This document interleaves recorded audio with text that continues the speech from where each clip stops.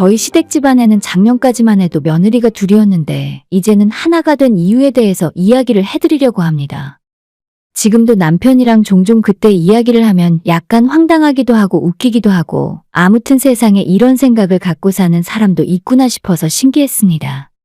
바로 저희 아주버님의 부인이었는데 지금은 이혼해서 저희 식구들과 완전 남남이 되었어요.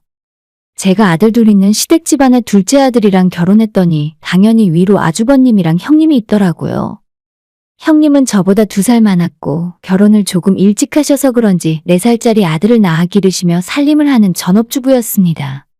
아무리 형님이라 해도 어차피 저와 같은 며느리 입장이었지만 뭔가 처음부터 인상이 별로였고 먼저 이 집안에 들어왔다는 이유로 윗사람 대접을 받으려고 하는 것 같았어요.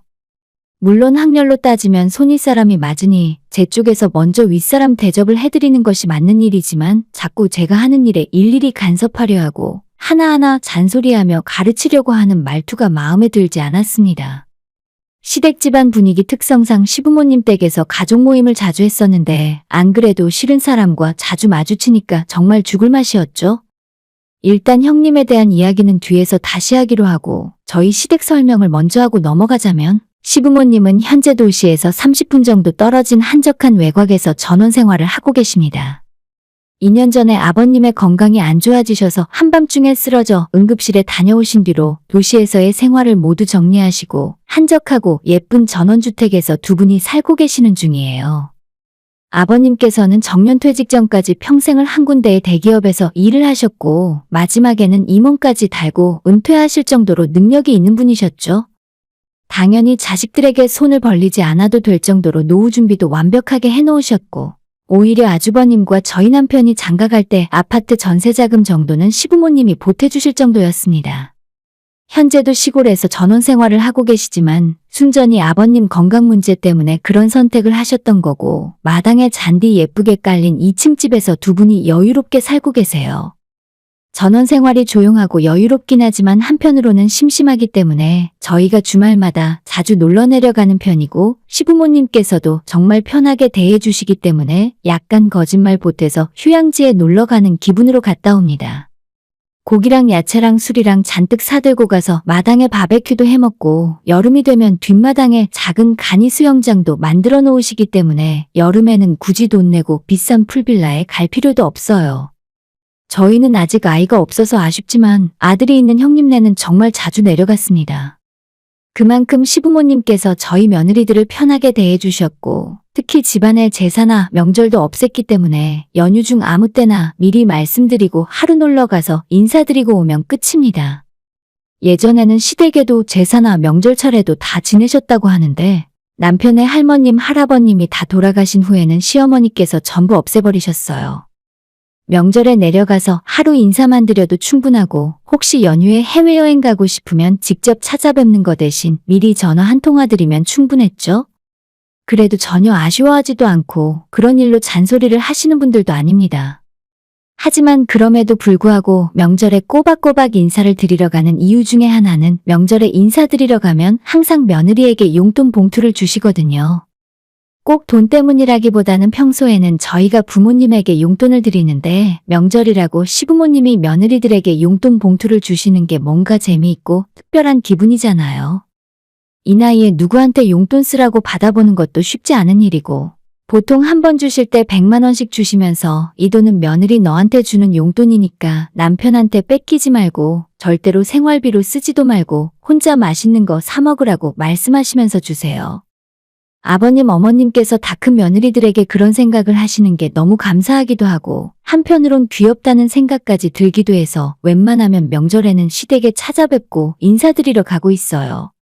그래도 오해하지 않으셨으면 좋겠는 건 단순하게 돈 때문에 가는 건 정말 아니에요.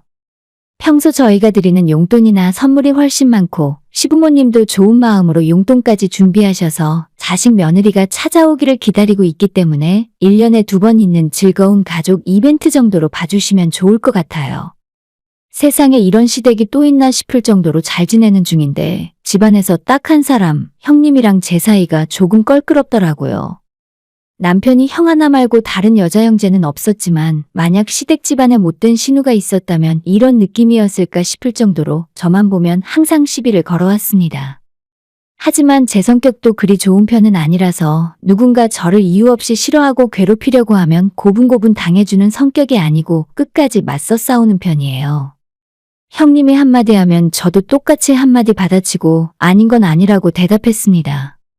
고작 저보다 몇 년 일찍 이 집안에 며느리로 들어왔다는 이유로 가르치려 들고 하나하나 트집 잡아서 잔소리를 하는데 대부분 헛소리에 가까웠어요. 심지어 시어머님도 가만히 있고 제가 하는 것도 맞다 해주시는데 꼭 형님 하나 있는 게 신우도 안 할 것 같은 짓을 하면서 유치하게 시비를 걸어왔습니다. 처음 이 집안에 시집왔을 때 위아래로 신우가 없다는 점이 내심 좋았었는데 같은 며느리 처지의 윗동서가 한술 더 뜨고 있을 줄은 꿈에도 생각 못했죠. 그렇다고 해서 며느리들끼리 서로 언성 높이면서 본격적으로 싸운 적은 없는데 마주칠 때마다 은근히 신경 쓰이게 기싸움을 하는 편이었습니다. 동서, 어머님 댁 오면 엉덩이 붙이고 앉아있을 생각하면 안 돼. 알아서 마당에 풀이나 좀 뽑던지 집안의 청소기라도 한번 돌려야 해. 어머님께서 혼자 이 넓은 집을 어떻게 관리하시겠어? 어머님이 먼저 차 한잔 하자고 하셔서 어머님 댁 테라스에서 같이 수다를 떨고 있었는데 그걸 본 형님이 못마땅하게 여겼는지 저보고 대뜸 집안일하라고 잔소리를 하더라고요. 하지만 저희 시어머니는 그런 모습을 보고 그냥 넘어가실 분이 아닙니다. 얘, 너도 안 하는 걸 왜 둘째한테 하라고 시키고 그러냐? 내가 언제 내 집안일을 너희들한테 시키는 거 봤니? 우리 집에 오면 뭐 할 생각하지 말고 그냥 편하게 앉아서 쉬고 있어. 자꾸 일 시키고 내 집에 오는 게 불편해지면 괜히 니들 얼굴 보기만 더 힘들어져. 어머님은 괜히 하시는 말씀이 아니라 정말 시댁에 가면 아무것도 집안일에 손 못 대게 하시는데 형님 혼자 저를 못 부려먹어서 안달이었죠. 제가 하라는 대로 안 하고 자꾸 본인 말에 토달면서 반항하니까 점점 더 그러는 것 같았어요. 남편과 결혼한 지 얼마 안 됐지만 시댁에 자주 찾아뵙는 바람에 형님과 저도 자주 마주치면서 불편한 상황은 계속 이어졌어요. 차라리 대놓고 싸웠으면 속이라도 시원했을 텐데 서로 껄끄러운 관계로 감정만 상하면서 참고 있었죠. 그러다 진짜 문제는 작년 추석에 터지고 말았습니다. 그전까지 명절에 시댁 방문은 형님네와 시간이 겹치는 일이 없었어요. 연휴 중에 아무 때나 하루 편한 날을 잡고 인사를 드리고 오면 되니까 시간이 딱 겹치지 않는 이상은 마주칠 일이 없었습니다. 하지만 작년 추석에는 하필이면 같은 날 같은 시간에 시댁에서 형님네와 마주쳤고 어머님께서는 모처럼 모였으니까 밥이나 먹고 가라 하셔서 다 같이 식탁에 둘러앉아 식사를 하게 되었어요. 어머님이 저희 온다고 미리 갈비찜과 다른 음식들을 많이 준비하셨고 즐거운 분위기에서 식사를 끝마쳤습니다. 그리고 매년 늘 하던 대로 저희가 준비한 선물을 시부모님께 드렸고 어머님께서도 형님과 저한테 준비한 명절 용돈 봉투를 하나씩 주셨어요. 저는 감사하게 받았는데 형님의 얼굴 표정이 뭔가 좀 이상하더라고요. 어머님이 저한테 봉투를 주시자 네가 그걸 왜 받냐는 표정으로 저를 노려보는데 대체 왜 저러는 건지 당시에는 이해가 가질 않았습니다. 저 인간이 저한테 시비 거는 것이 하루 이틀도 아니고 명절인데 어머님 아버님 앞에서 큰 소리 내기도 싫어서 그냥 무시하고 말았어요. 식사 다 마치고 제가 뒷정리와 설거지라도 하려고 했는데 어머님께서 아무것도 손 떼지 말고 그대로 일어나서 집에 가라 하셔서 쫓겨나듯 시댁에서 빠져나왔습니다. 남편과 한참 즐거운 마음으로 저희 친정집으로 가고 있었는데 그때 갑자기 형님한테 전화가 왔습니다. 이봐 동서, 용돈 얼마 받았어? 대체 어머님이 동서한테 용돈을 왜 주신 거야? 저는 갑자기 이게 무슨 자다가 봉창 두드리는 소리를 하나 싶었습니다.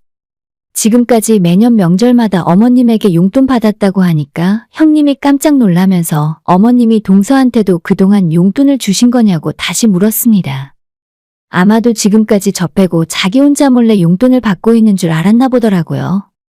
그럼 혹시나 해서 물어보는 건데 용돈을 얼마나 주셨는지 나한테 말해줄 수 있어? 순간 짜증이 확 나고 대체 뭐 때문에 이렇게까지 나를 견제하는 건가 싶어서 기분이 나빴지만 괜히 어머님이 중간에서 오해받는 상황이 싫어서 솔직하게 100만 원이라고 이야기를 했습니다. 지금까지 계속 100만 원씩 주시던데 형님도 똑같이 받으시는 거 아니에요? 갑자기 이런 건 왜 물어보시는 건지 모르겠네요. 그러자 형님은 두 번째로 더 크게 놀라면서 어머님이 동서한테도 나랑 똑같이 100만 원을 주신다고? 이건 좀 아니지. 공평하지 않잖아. 나는 큰 며느리고 손자까지 낳았는데.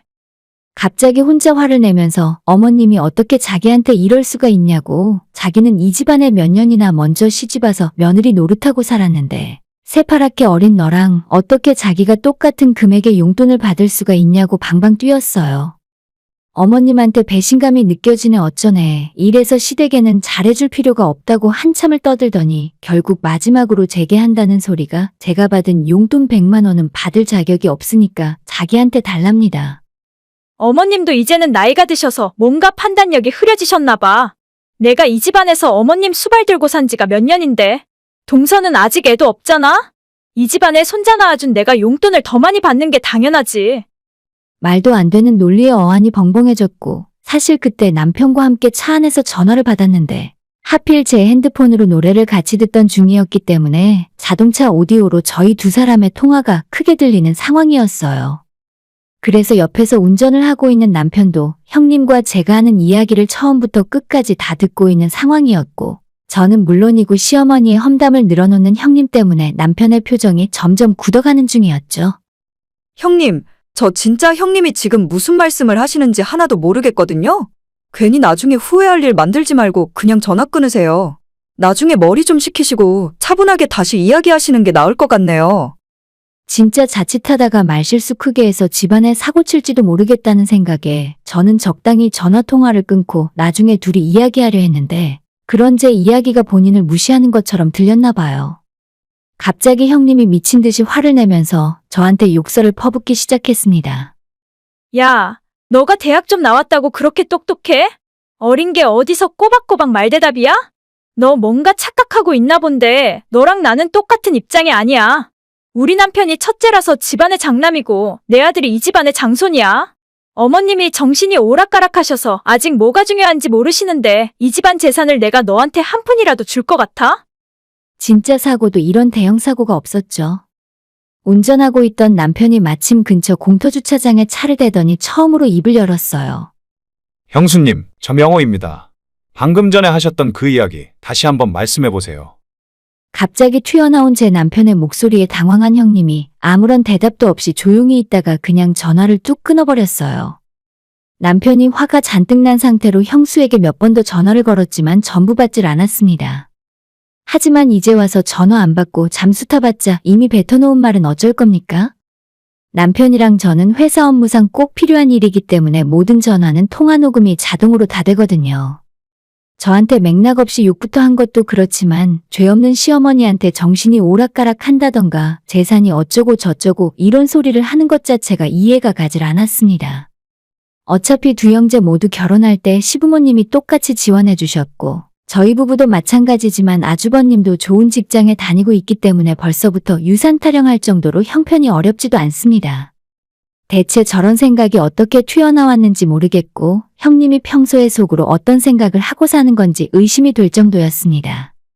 남편이 고민하다가 결국엔 그 통화 내용 음성 파일을 아주버님에게 보내기로 결정했습니다. 그리고 그 뒤로 형님네 집안에서 일어나는 일은 저희 손을 떠난 상황이었죠. 사실 우리 때문에 아주버님네 집에 큰 분란이 일어나는 건 아닌가 걱정하는 마음도 있어서 그냥 한번 참고 넘어갈까 고민도 했었지만 남편이 이대로라면 앞으로 형수와 웃는 얼굴로 지낼 수 없을 것 같다면서 아주버님께 사실대로 다 털어놓았습니다.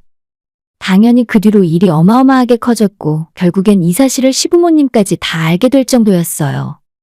어머님께서는 좋은 마음으로 며느리들에게 똑같이 용돈을 주었는데 뒤에서 이런 일이 일어날 줄은 몰랐다며 크게 마음 아파하셨죠. 제 남편과 마찬가지로 아주버님도 크게 분노하셨고 2주간에 걸친 부부싸움 끝에 아주버님은 형님을 집에서 쫓아내셨어요.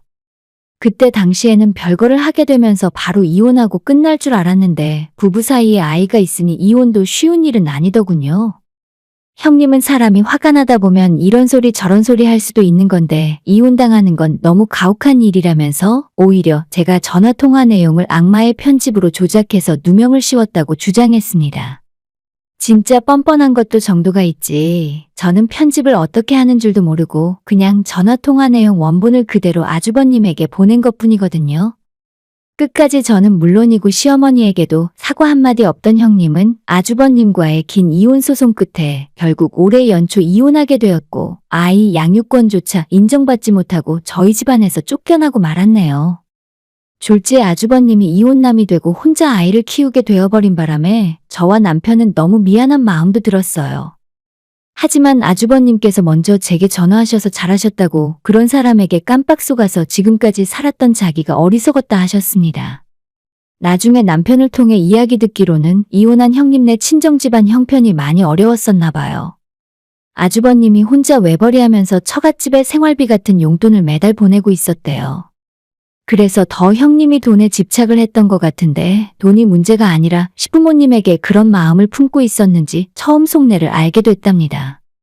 아이를 생각하면 애엄마가 집안에 있는 게 나은 일이니까 끝까지 이혼을 할까 말까 고민을 했지만 결국 결심을 굳히고 끝내셨대요. 솔직히 저도 그 마음이 어느 정도 이해가 가는 게 누군가가 제 친정부모님에게 그런 소리를 했다고 상상만 해도 너무 화가 납니다. 저 같아도 그 사람을 절대 용서 못했을 것 같아요. 조카가 좀 어리긴 해도 아주버님 다니는 직장 안에 어린이집도 있고 경제적으로 여유가 있기 때문에 도우미 아주머니도 자주 쓰는 것 같더라고요. 이래저래 너무 바쁜 날에는 어머님이 아주버님 집으로 찾아가서 며칠 동안 봐주시기도 하니까 다행히도 아이 엄마가 없는 빈자리가 그리 크게 느껴지지는 않는답니다. 자기가 이 집안의 맏며느리라고 그렇게 으스대며 저를 깔보고 무시하더니 결국 집에서 쫓겨난 건 제가 아니라 형님이었어요. 시부모님이 그 일이 있은 뒤로 너무 큰 상처를 받으셨고 우울해하시는 것 같아서 제가 더 신경 쓰고 자주 찾아뵙는 중입니다. 저는 정말 시부모님이 편하고 좋은데 괜히 그 일 때문에 저까지 유산만 노리는 나쁜 며느리로 생각하실까봐 조금 걱정되는 것도 사실이에요.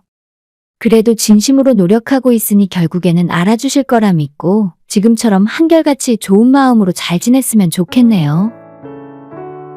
오늘의 사연은 여기까지입니다. 구독과 좋아요, 알람 설정 부탁드려요. 다들 행복하시고 좋은 하루 되세요.